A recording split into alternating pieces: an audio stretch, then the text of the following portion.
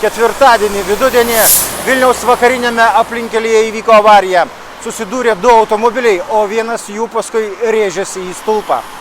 Maždaug prieš valandą, apie 12:30 minučių, įvyko štai tokia avarija. Pravažiuojantys žmonės pranešė skubiosios pagalbos tarnyboms, kad susidūrė du automobiliai.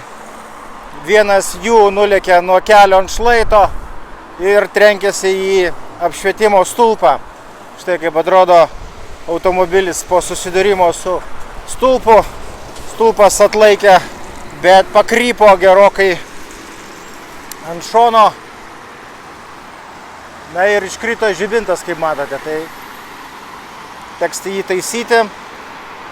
Automobilis taip pat nemažai apgadintas, bet žmonės sako, kad nenukentėjo. Visą tai įvyko vakarinėme aplinkelyje, važiuojant Ukmergės link, ties posūkiu į Sietyno gatvę, tik pravažiavus viaduką į Karoliniškes. Citroeno vairuotojas, antras automobilis, kuris dalyvauja šitame įvykyje, teigia, kad BMW trenkėsi jam į galą ir po smūgio nulėkė nuo kelio. Tačiau BMW vairuotojas aiškina, kad Citroenas stovėjo trečioje eismo juostoje ir nebuvo pastatytas avarinis ženklas. Anot BMW vairuotojo, prieš jį važiuojantis automobilis staigiai metėsi į dešinę, o BMW vairuotojų jau nebebuvo kur dingt. Jis taip pat suko staigiai, bet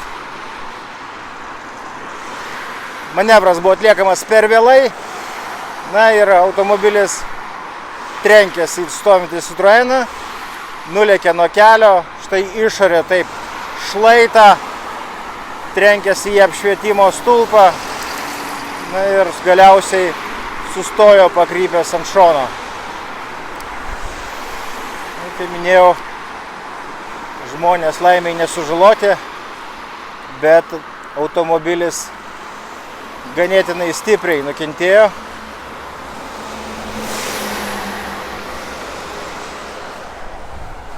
Ir taip pat nemenkai apgadintas ir stulpas.